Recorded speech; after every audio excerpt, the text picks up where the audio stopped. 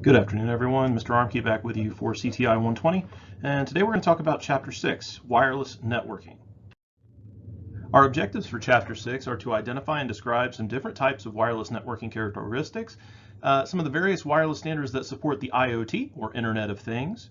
We're going to look at some 802.11 standards and innovations, and we're going to look at how to implement, secure, and troubleshoot a wireless network.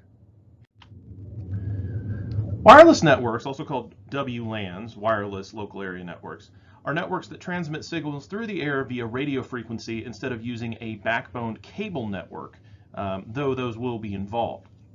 Now, wired and wireless signals will share many similarities. They use a lot of the same upper protocols. The only differentiation seems to occur at layers 1 and 2. The nature of the atmosphere also makes wireless transmission different from wired transmission. The temperature of the air, the elevation at which we are transmitting, and then potential interferences such as heavy congestions of dust or things like that, trees. The wireless spectrum is the frequency range of electromagnetic waves used for data and voice communication. This is going to span frequency ranges, or what we call bands, between 9 kilohertz and 300 gigahertz. Now, some bands only have a single frequency, which is called a fixed frequency for that band. Some will have multiple frequencies. So if we look at cellular, for instance, we can see that there is one that is around 800 megahertz, and then there's one that's at about 1.8 gigahertz. So we see that there's some separation there. We see that Wi-Fi exists at around the 2.4 gigahertz mark, and then just at 5. So we see that there are some overlaps with different types of signal bands for each type of communication. Now, most wireless devices will implement one of two technologies, what's called frequency hopping or direct sequence spread spectrum transmission. Now, each wireless standard in the 2.4 gigahertz range, the most common, uses its allotted band as follows. Wi-Fi uses direct sequence, as does Zigbee.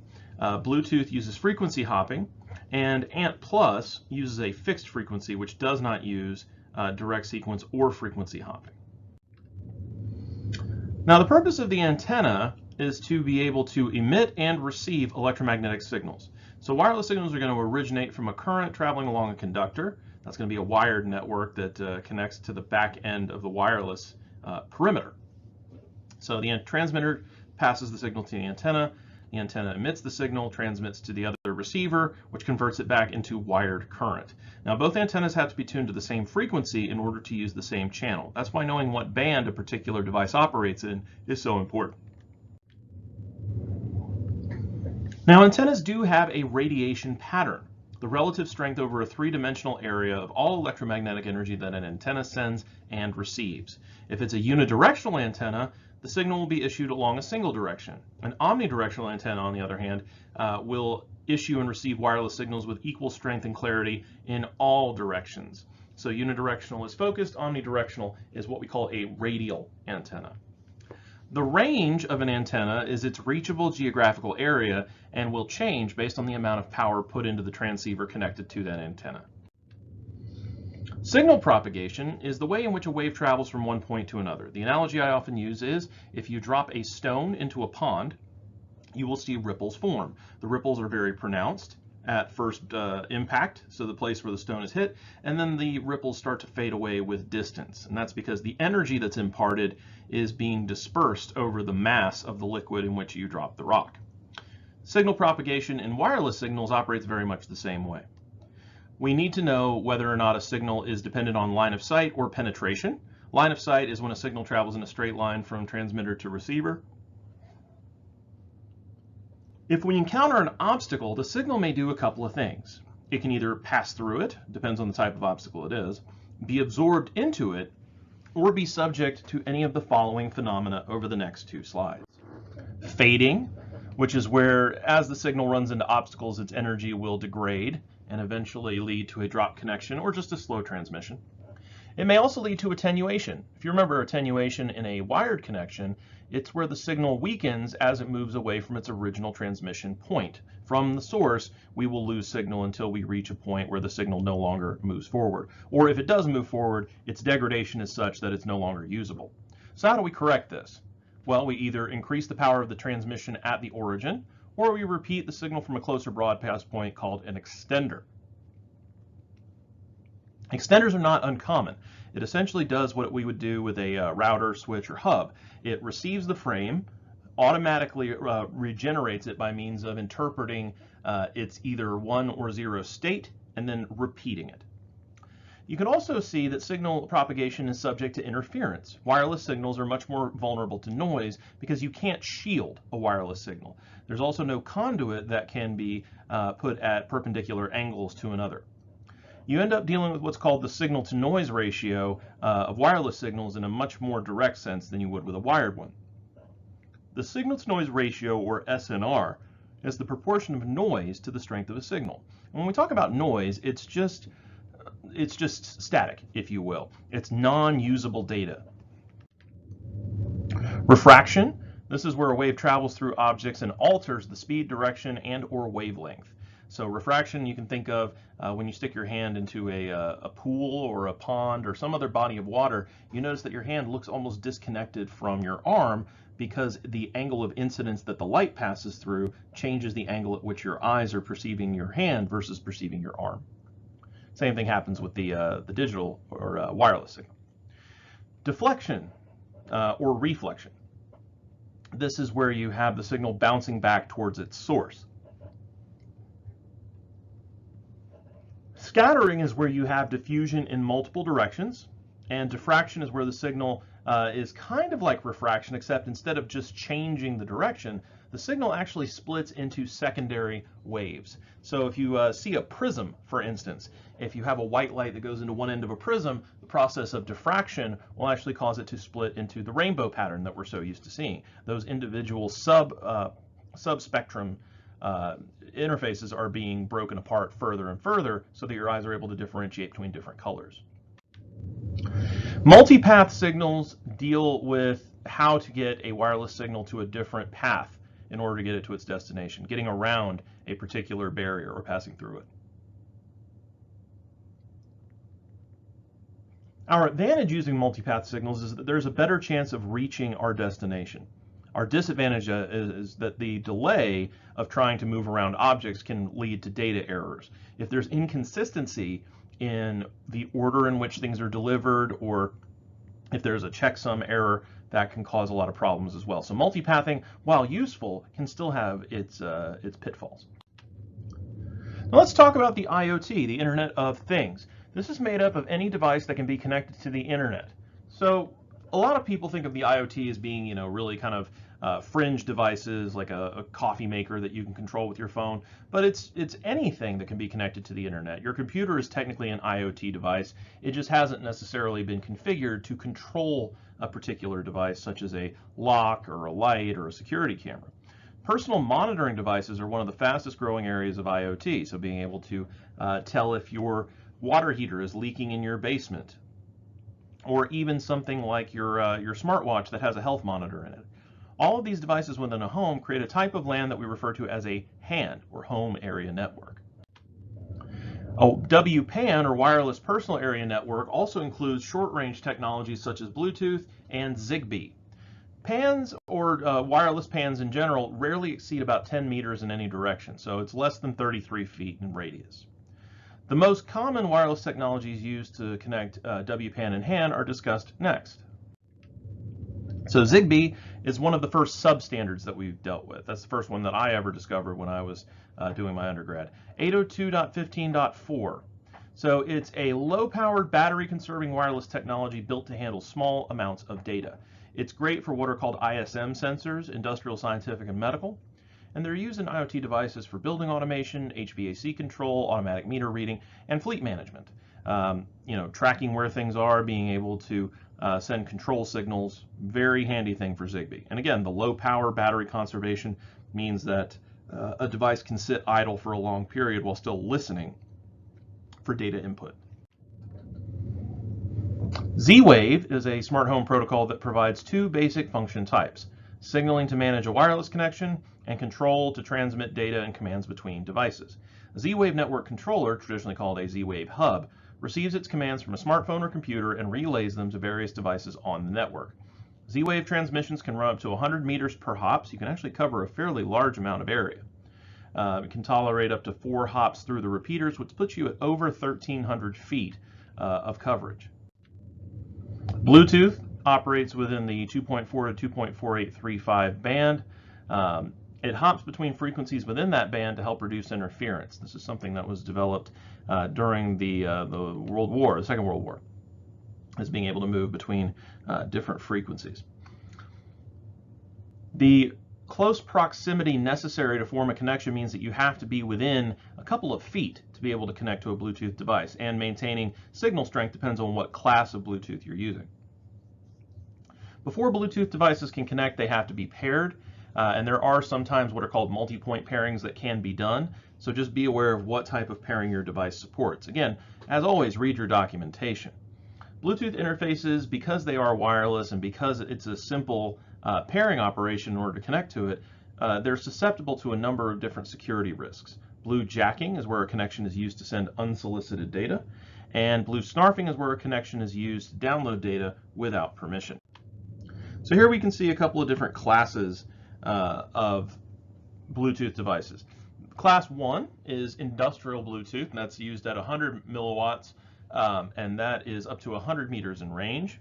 2.5 milliwatts covers up to 10 meters. It's used for mobile devices, and 1 milliwatt covering up to 1 meter. It's very rarely used.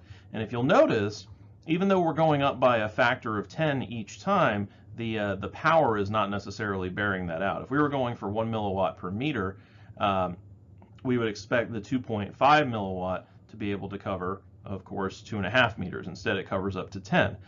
We don't necessarily see that scale entirely linearly because the 100 milliwatt to 100 meter is still lining up. See a little spike in the middle. ANT Plus, or ANT Plus. The ANT protocol was an ad hoc wireless protocol currently owned by Garmin and developed in 2004, operating at about 2.4 gigahertz. So it's around the same range as Bluetooth. Now, this is a fixed frequency protocol, and it gathers and tracks information from sensors embedded in things like heart rate monitors, GPSs, or other activity monitoring devices. So the Nike Plus enhancement for running shoes, there were several chest bands that you could clip on that would allow you to monitor heart rate and things like that. It can also sync data from multiple devices for the same activity. So let's say that you're on a bicycle, or if you're on a stationary bike, or if you're on a weightlifting machine of any kind, you're actually getting multiform information from the weight machine. Say you're on a Nautilus machine, it's able to tell how much weight you're pulling, as well as the biofeedback from whatever your smartwatch may be monitoring. RFID, radio frequency identification, is going to use electromagnetic fields to store data on a small chip known as an RFID tag.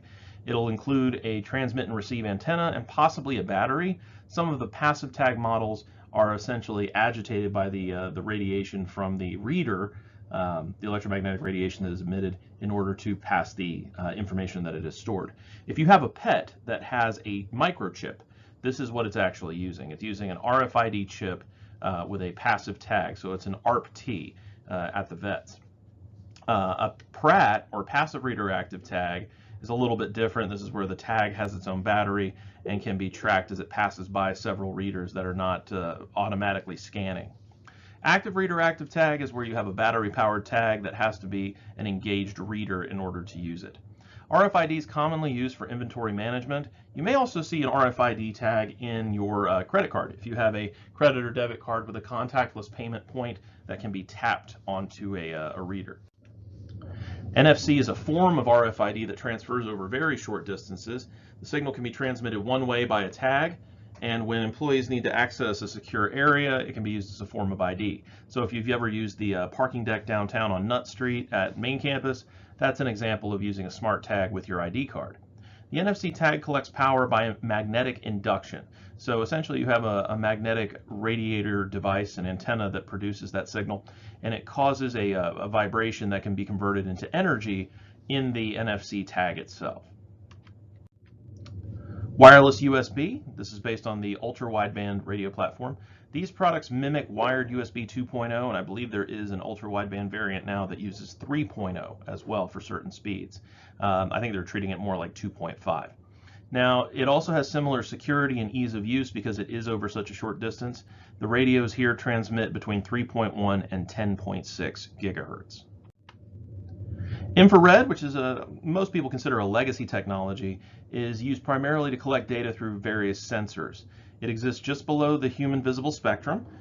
So when we talk about infrared, infra meaning inside, red is the slowest wavelength of light that human eyes can perceive. So if we talk about the upper end, we're talking about ultraviolet. So that's the ultra meaning above, and then violet being the fastest wavelength that we can perceive.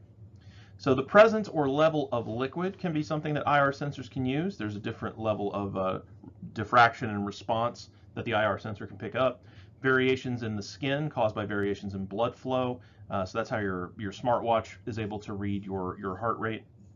It's able to tell proximity by essentially using interferometry to tell the difference between where an object is in relation to the sensor, because the variation in the wavelengths bounces back, and commands to a control device, which is more so what we're used to when we talk about the remote for a television or for any kind of input device, so like a projector. Speaking of, we can see here at the end of the remote near the front in the center, we can see a little glass bead. That is the IR transmitter, and when we press the button, it sends out a pulse. That's what's called a discrete code. That discrete code provides a particular command matched to a button, which then allows the projector to interpret that command and provide the appropriate output.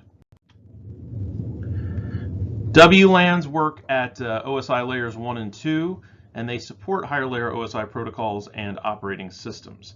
So wireless LANs, of course, are again going to be declared by the physical and data link layers, although various aspects of them are affected by upper layers. The most popular that we use for WLANs is Wi-Fi. That's the 802.11 committee. There are several substandards: A, B, G, N, AC, AT, AQ, Wi-Fi 6.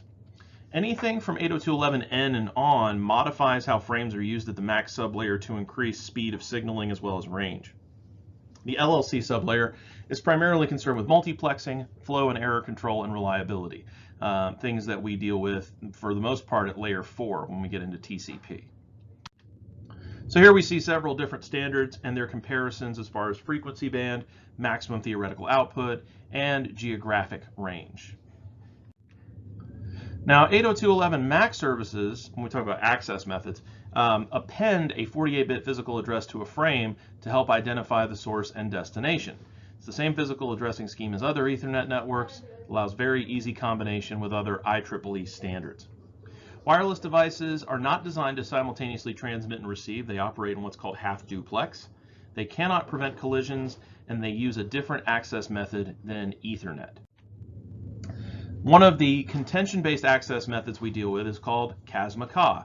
Carrier sends multiple access with collision avoidance. The wired version of this is collision detection. It minimizes collision potential by using acknowledgement packets to verify every transmission. Now, this does require more overhead than standard 802.3 and less throughput, but we are able to connect wirelessly without having to maintain a physical connection between 2 points. The RTS-CTS protocol, request to send and clear to send, is a type of acknowledgement that ensures that packets are not inhibited by other transmissions. It's great for large transmission packets, but it does increase loss and potential overall loss of efficiency. So it's not always the best, but again, we're just trying to make the best analog we can with wireless transmission. So here we can see CASMA-CA with acknowledgement versus with RTS-CTS. In the top, we can see that it's basically just looking for activity detection. If there is or is not activity, there will be a brief pause, but if there's no activity, it will attempt to send the transmission afterwards. With the CTS-RTS, it's going to do the same brief pause, but it's trying to confirm a receipt from the host that it's intending to send to before sending the transmission. So it's like playing Marco Polo. The process of associating a host to an access point is the process of exchanging a packet between the two in order to confirm internet access. So this is part of the MAC sublayer. So we have what's called scanning, which is the initial process of trying to find a network. The survey will go through for an access point trying to find what's called a probe. So the probe is going to be transmitted as it's going through the different networks that are available. Passive scanning listens for a response known as a beacon frame. In that beacon frame, though, most likely going to be what's called a service set identifier, the SSID. This is a unique string that identifies the access point It allows for better security and easier network management. Rather than having a random alphanumeric string, you can have something like FBI surveillance van 1, and you know you're connecting to the right network. You also will sometimes have what's called a BSS, or basic service set. This is a group of stations that are sharing an access point to create a network. The BSS ID, or basic service set identifier, identifies the group of stations rather than the access point. An ESS, or extended service set, is a group of access points connected to the same LAN. This allows roaming, where you can move from one BSS to another without losing connectivity, very similar to how a cellular network operates. As devices move between BSSs within a single ESS, connecting to a different AP requires a process called reassociation. Now, by simply moving from one zone of influence to another, there is a potential for a high error rate, especially if you have one access point within the ESS that has congestion. So here we see a single BSS network. Everything sends and receives from that one access point. Here we see multiple BSSs that will connect several devices together, and they're all within an appreciable range of one another. The types of overhead that are required to manage access to an 802.11 network would be, as we talked about before, probes and beacons, as well as the ACKs that we use when we're talking about CTS, RTS alternatives. 802.11 specifies the max sublayer frame type, and there are multiple frame type groups. Management frames can be used to associate and reassociate APs. Control frames deal with ACK and RTS for medium access and data delivery, and data frames, of course, carry the data that is sent between stations. Here we have a comparison between a data frame for 802.11, that's what we call a raw data frame, versus one that's been formatted for Ethernet. Because the 802.11 is wireless, we notice now that we have 4 addresses instead of just 2. That's because not only we have source and destination, but we also have to have the transmitter and receiver addresses. So the sequence control field, which is another field we have in 802.11 that we don't in 802.3, is the potential for fragmentation if we have to separate a large packet into smaller pieces. Error checking and fragmentation are also handled, but specifically at the max sublayer. Now with 802.11, we found a couple of innovations to make our lives a little bit easier. One of which is MIMO, the other is a variant of this called MU-MIMO. MIMO stands for multiple input, multiple output, and MU at the front of MU-MIMO is multi-user, so a lot of multiples involved. Multiple access point client device antennas can issue a signal to one or more receivers. The more antennas, the more that they're able to distribute the load, the better the range and throughput of the network. MU-MIMO allows multiple antennas to service multiple clients simultaneously to help reduce congestion. This is available with Wave 2 802.11 AC products. So anything with AC band or newer should be able to support MU-MIMO. There's also what we call channel bonding. Now most of our channels are 20 megahertz in width. We can bond 2 of them together to make one channel that's 40 megahertz in width, which can double the bandwidth available in a single channel. So if we don't have quite as many subscribers, we can make sure that the channels that we do have are maximized in terms of their available bandwidth. We can also use what's called frame aggregation. This combines multiple frames into one larger frame. We have 2 techniques for this. We can either do it using a service data unit or a protocol data unit. Now this does reduce overhead because you don't have to have the same amount of information for one consolidated frame as opposed to several micro frames or smaller frames. So here we see the difference between AM-SDU and AM-PDU. We see that the difference in frame size is pretty significant, almost 8,000 versus over 65,000 in the N band, and between 11,500 and 4.7 million bytes in the AC band. Pretty significant modification given frame aggregation. So here we see those frames as they can be modified. You can see that the payload is significantly larger as far as just a single frame with AM-PDU. Now let's talk about implementation. This section is going to talk about wireless LAN technologies, how to design small LANs, and how to configure access points and clients on larger networks. Wireless networks are not laid out using the same topologies as wired networks as you might imagine. You know, hub and spoke, point to point doesn't really work. We have what are called ad hoc and infrastructure networks as well as mesh. An ad hoc network is where there's no infrastructure device in between, such as an access point or a router. We just have direct transmission between them using their own Wi-Fi radios. Infrastructure networks are where we have an access point involved that accepts wireless signals from multiple nodes and then retransmits them to the rest of the network. A mesh network is where several access points work together as peer devices to help distribute the access load. So here we can see an ad hoc WAN, again, all devices communicating directly with each other with no infrastructure. Here we can see an infrastructure WLAN with an access point connected to a switch, and the switch passes to the backbone. Here we can see a mesh WLAN where we have two access points daisy chained together, again passing back into a backbone device.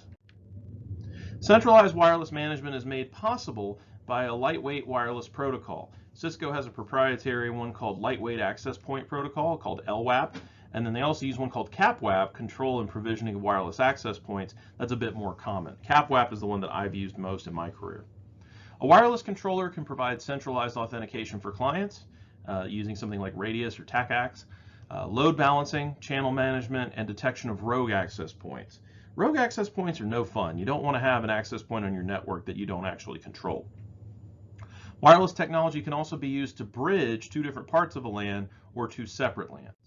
So here we can see a wireless connection being shared between access point A and B, each of which has their own subnetworks and their locations that they support. So whenever we're setting up a small home office type of network, we have to consider what's the purpose of the network, what are we going to support, how many devices do we need. This is often going to combine one access point that uses switching and routing as well as AP functions in one device. It'll connect wireless clients to the LAN and act as an internet gateway. There are also some devices that you might purchase that combine your cable modem with your router. I'm not really a fan of those. I feel like they're less easy to script in terms of troubleshooting, but they are functional. Whenever we're deciding where to install an AP, we need to consider a couple of things. What's the range that this thing covers? What's the distance from our location, our primary location? How many obstacles may be present, and what type of them? Interference, is there going to be a source of interference for noise from a large motor or from other wireless networks in the area? Are we in a building where there are going to be multiple APs conflicting with one another? Do we have channel modulation to be able to support non-overlap? Larger WLANs warrant a much more systematic approach to access point placement, and this usually involves planning what's called a heat map. We use a site survey to assess our requirements, facility characteristics, and coverage areas, as well as possible points of interference or lack of signal coverage. So we're going to determine our access point arrangement using reliable wireless connectivity within the given area after doing this planning phase. A thorough site survey may include things like studying the blueprints of a building. There may be certain buildings that are built with metal frameworks that are going to absorb or impede the ability of a wireless network to conduct its business. Are we going to use wireless access points as bridges in order to create remote wired access? Do certain floors need multiple APs? Do we need multiple frequencies being delivered? Do we need to test the strength from other WLANs to make sure that we're not getting overlap? Then of course we need to make sure we test that access.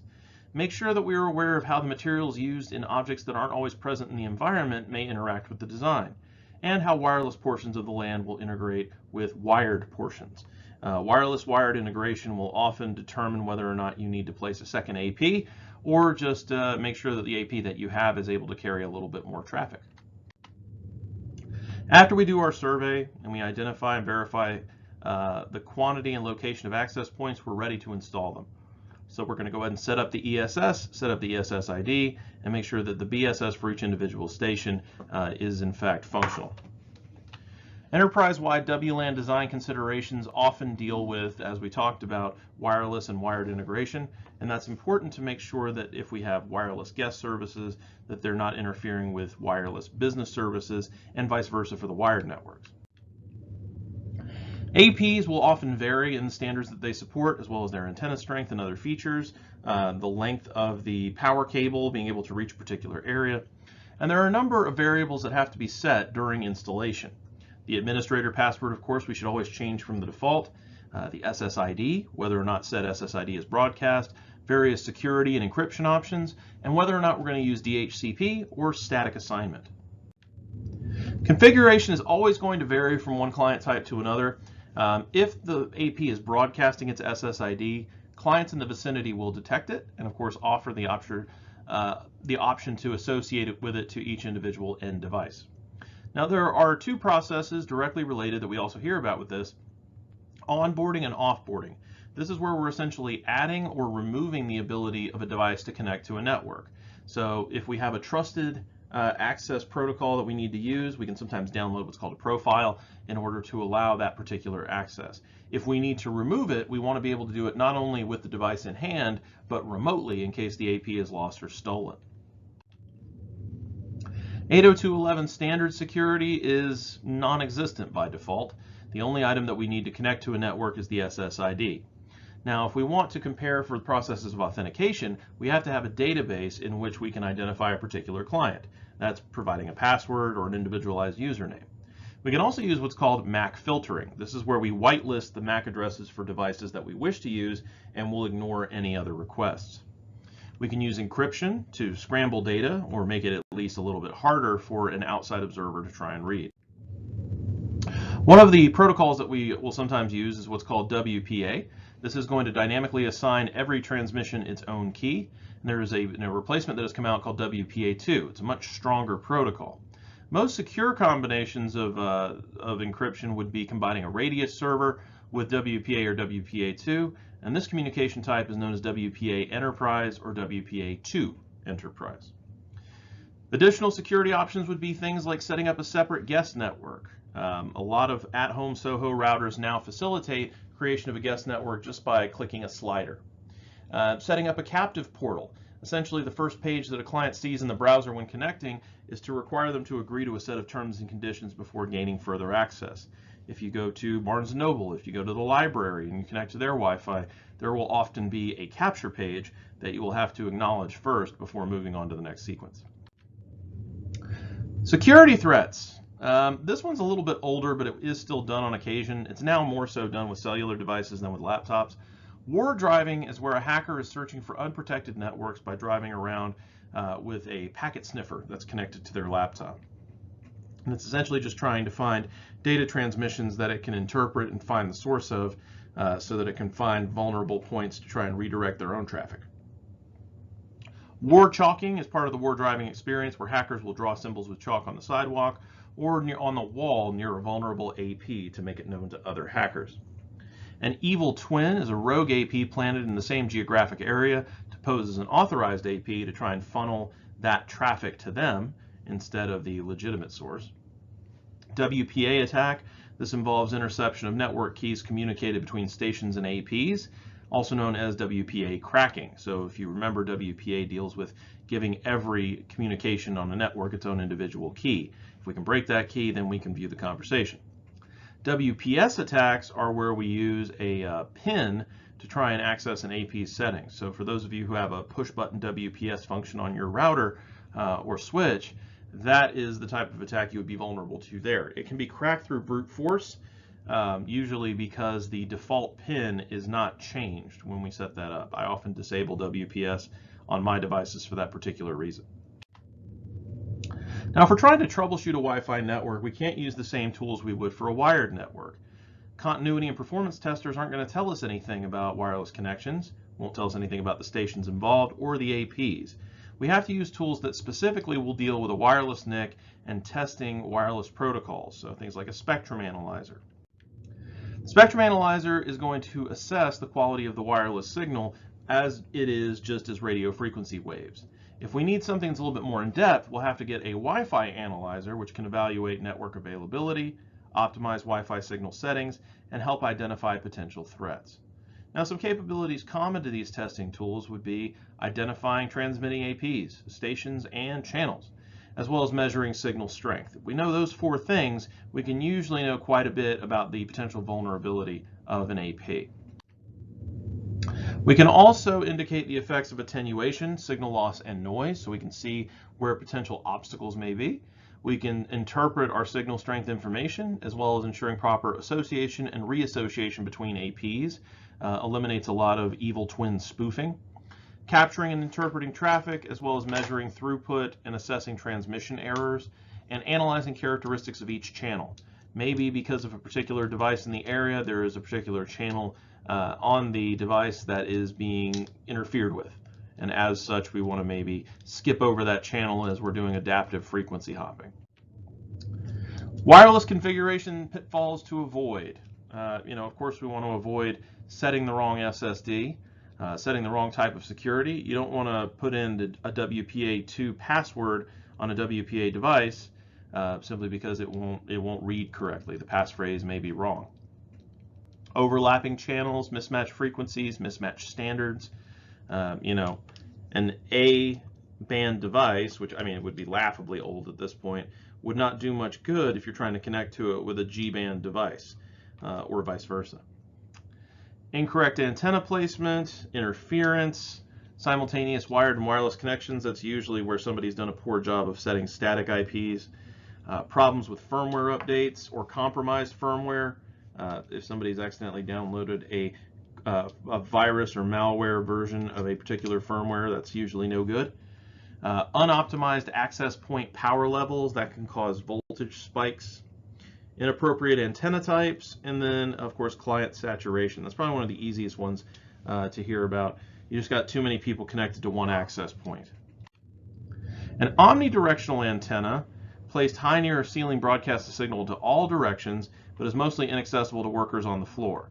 So let's say that we've got an antenna that's placed up above something in order to provide Wi-Fi access for the security cameras, but not necessarily to the workers on the floor of like a warehouse or something similar. That would be an okay implementation for an omnidirectional antenna. A unidirectional antenna would probably be a little bit better because it can be positioned near the ceiling but aimed at the floor, meaning that the focus of the signal is to the workers, not necessarily to just perimeter devices that could be wired. So that is our chapter. Let's go ahead and take a peek at the summary here. Obviously, I won't make you read that. If you have any questions or concerns, you can always email me, as you normally do, at jearmke063@cfcc.edu, or you can contact me at my Google Voice number, 239-7814.